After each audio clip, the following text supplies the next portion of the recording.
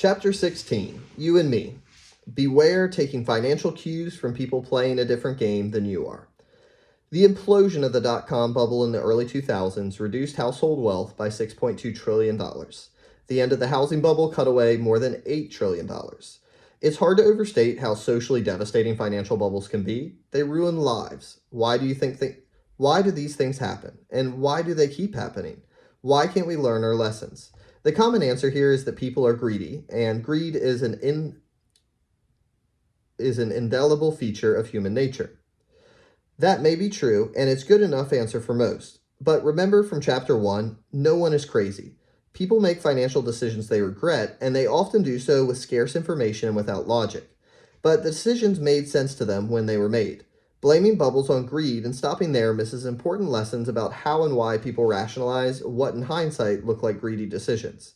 Part of why bubbles are hard to learn from is that they are not like cancer, where a biopsy gives us a clear warning and diagnosis.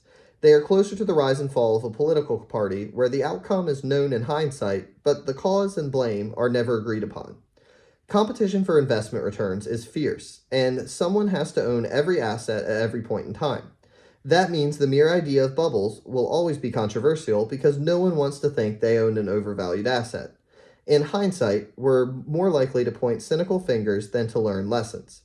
I don't think we'll ever be able to fully explain why bubbles occur. It's like asking why wars occur. There are almost always several reasons, many of them conflicting, all of them controversial. It's too complicated a subject for simple answers. But let me propose one reason they happen that both goes overlooked and applies to you personally. Investors often innocently take cues from other investors who are playing a different game than they are. An idea exists in finance that seems innocent but has done incalculable damage. It's the notion that assets have one rational price in a world where investors have different goals and time horizons. Ask yourself, how much should you pay for Google stock today? The answer depends on who you are. Do you have a 30-year time horizon? Then the smart price to pay involves a sober analysis of Google's discounted cash flows over the next 30 years. Are you looking to cash out within 10 years? Then the price to pay can be figured out by an analysis of the tech industry's potential over the next decade and whether Google management can execute on its vision. Are you looking to sell within a year? Then pay attention to Google's current product sales cycle and whether we'll have a bear market. Are you a day trader? Then the smart price to pay is who cares, because you're just trying to squeeze a few bucks out of whatever happens between now and lunchtime, which can be accomplished at any price. When investors have different goals and time horizons, and they do in every asset class, prices that look ridiculous to one person can make sense to another, because the factors those investors pay attention to are different. Take the dot-com bubble in the 1990s. People can look at Yahoo stock in 1999 and say that was crazy, a zillion times revenue. The valuation made no sense. But many investors who owned Yahoo stock in 1999 had time horizons so short that it made sense for them to pay a ridiculous price. A day trader could accomplish what they needed whether Yahoo was at $5 a share or $500, as long as it moved in the right direction that day. And it did, for years. An iron rule of finance is that money chases returns to the greatest extent that it can.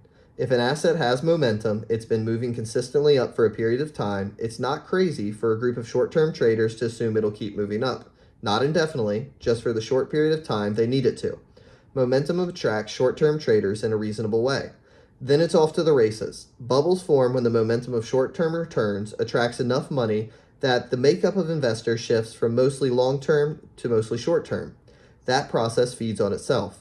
As traders push up short-term returns, they attract even more traders.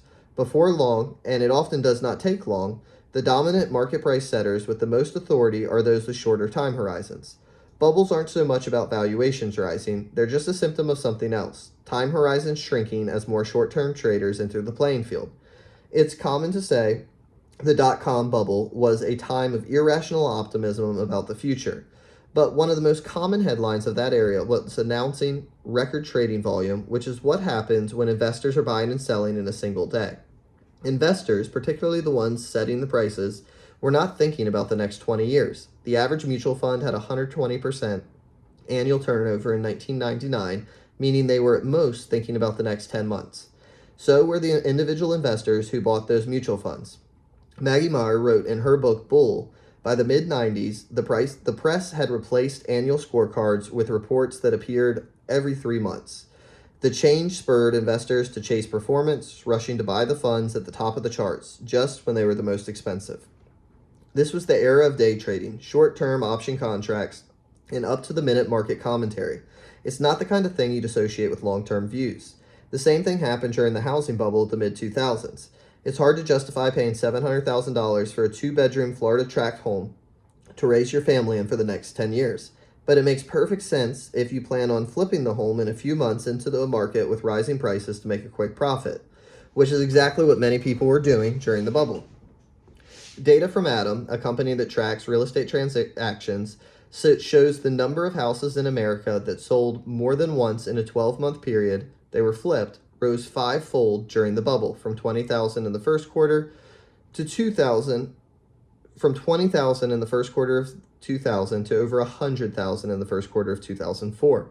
Flipping plunged after the bubble to less than 40,000 per quarter, where it's roughly remained since. Do you think these flippers cared about the long-term price-to-rent ratios, or whether the prices they paid were backed up by long-term income growth? Of course not. Those numbers weren't relevant to their game.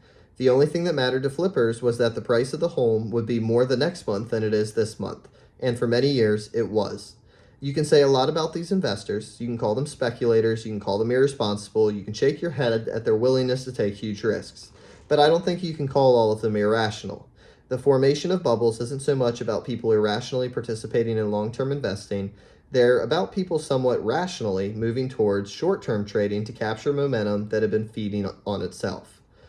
What do you expect people to do when momentum creates big short-term return potential? Sit and watch patiently? Never. That's not how the world works. Profits will always be chased. And short-term traders operate in an area where the rules governing long-term investing, particularly around valuation, are ignored because they are irrelevant to the game being played. That's where things get interesting and where the problems begin.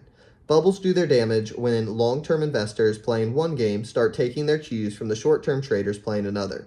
Cisco rose 300% in 1999 to $60 per share.